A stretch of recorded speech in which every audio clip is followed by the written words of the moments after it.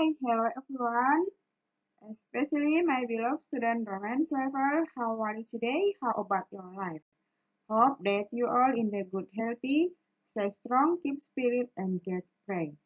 Today we are going to start our lesson. We pray first. Let's pray. Our Heavenly Father, thank you for your kindness, thank you for your blessing. Thank you that you give and love us. Thank you for this new day we have studied. Help us to learn so that we can understand what we learn today. In the name of Jesus Christ, we pray to you. Amen. Hari ini kita akan melanjutkan pelajaran 8 bagian yang kedua, doa sebagai wujud pelayanan kasih bagi sesama. Are you ready to study? Yes, let's get started. Dari kegiatan hari ini, tujuan pelajaran yang harus kita capai adalah menjelaskan alasan doa sebagai wujud pelayanan kasih bagi sesama, menjelaskan unsur-unsur dalam doa Bapa kami, dan menjelaskan pentingnya berdoa bagi sesama dan alam. Nah, anak-anak, minggu lalu kita sudah belajar tentang doa. Contohnya Amos yang berdoa memohon pengampunan bagi umatnya Israel. Oke, apa itu doa? Nah, doa adalah napas hidup orang percaya. Apa artinya? Orang percaya tidak dapat hidup tanpa berdoa. Loh, kita bisa hidup, banyak orang tidak berdoa, mereka hidup. Iya, mereka hidup tanpa berdoa, tetapi ketika kita tidak berdoa, kita tidak hidup di dalam relasi dengan Tuhan. Artinya, secara rohani, relasi kita dengan Tuhan itu mati. Itu artinya doa adalah napas hidup orang percaya. Manusia berkomunikasi dengan Tuhan pencipta dan penebus melalui doa. Karena manusia satu-satunya ciptaan image of God atau yang segambar dan serupa dengan Allah yang dapat berelasi dengan Tuhan. Nah, ketika kita berdoa karena kita sadar Tuhan pencipta kita, kita mencipta kita, terlebih kita orang Kristen, Tuhan bukan hanya pencipta kita, melalui pribadi Yesus Kristus, Dia menebus kita dari dosa dengan kematiannya di kayu salib, sehingga kita bebas dari hukuman maut. Maka kita berdoa bukan untuk memperoleh keselamatan, bukan untuk mendapatkan pengampunan, karena kita sudah diampuni dengan Yesus mati di kayu salib. Nah, maka kita berdoa, ketika kita berdoa, harus disertai dengan pujian, syukur, harapan, permohonan, atau permintaan. Berdoa bukan hanya untuk diri sendiri, tetapi juga untuk orang lain. Karena kita dicipta Tuhan sebagai makhluk individu, tetapi juga makhluk relasional. Kita berelasi dengan Tuhan dan juga berelasi dengan sesama ciptaan Tuhan yang lain. Nah, mengapa kita penting berdoa untuk orang lain? Karena ketika kita berdoa untuk orang lain, kita sedang menunjukkan kasih, perhatian, kepedulian kita terhadap sesama. Jadi ketika kita berdoa untuk orang lain, anak-anak harus mengingat kita juga sedang melakukan pelayanan bagi sesama kita. Kemudian ketika kita mendoakan orang lain, kita juga menggunakan kesempatan yang diberikan Tuhan untuk melayani dan mengasihi sesama ciptaan Tuhan, karena kita sudah terlebih dahulu dilayani Tuhan. Kita juga sudah terlebih dahulu mendapatkan kasih Tuhan melalui pengorbanannya di kayu salib. Sehingga kita beroleh hidup, yaitu bukan hanya kehidupan sementara di dunia ini, tetapi kehidupan yang kekal. Kemudian, di dalam berdoa, apa saja yang dapat kita sampaikan? Segala hal kita dapat sampaikan kepada Tuhan, baik itu hal yang menyenangkan, suka, duka, maupun susah, penderitaan, kesulitan, segala hal dapat kita sampaikan. Nah, anak-anak, meskipun segala hal dapat kita sampaikan kepada Tuhan, tetapi kita harus memiliki sikap hormat. Kita harus ingat, kita menyampaikan segala hal kepada Tuhan yang adil, suci, benar.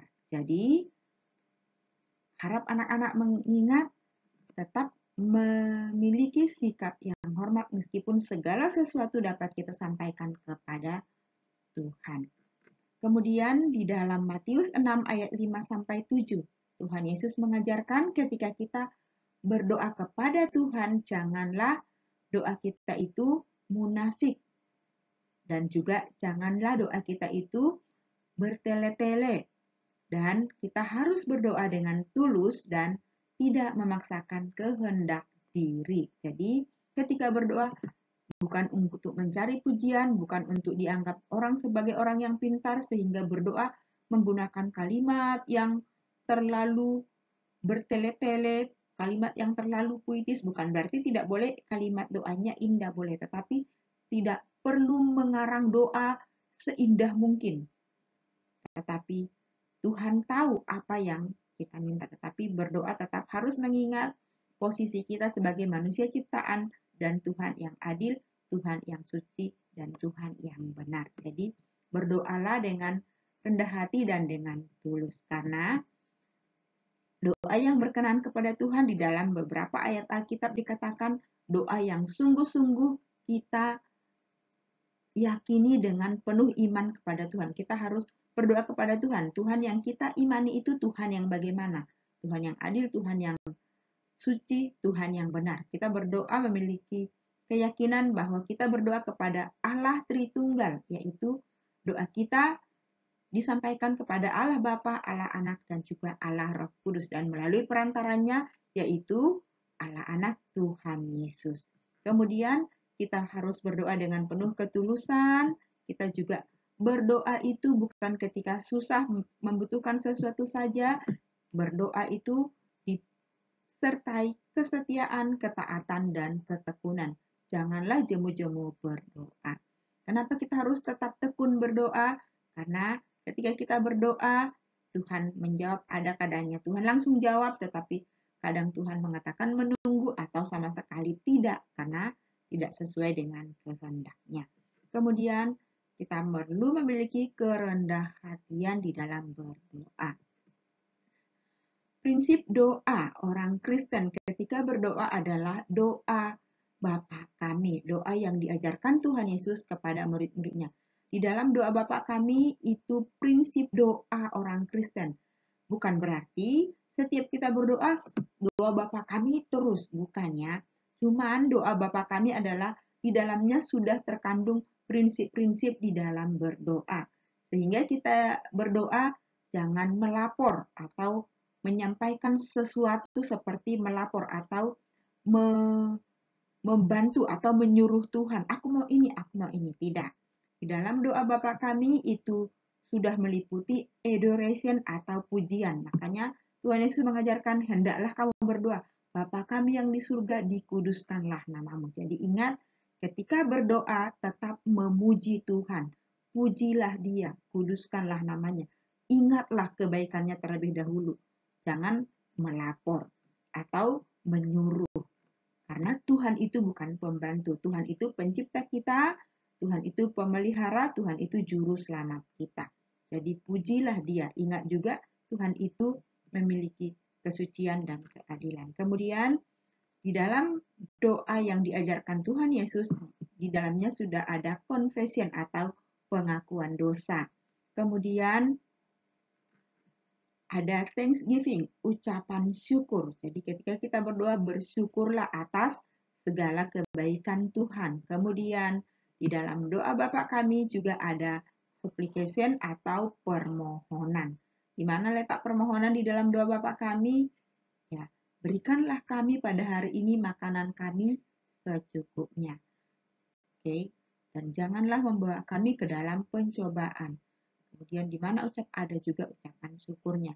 Nah, permohonan di dalam doa Bapa kami itu sudah mencakup semua unsur kehidupan manusia, yaitu jasmani dan rohani.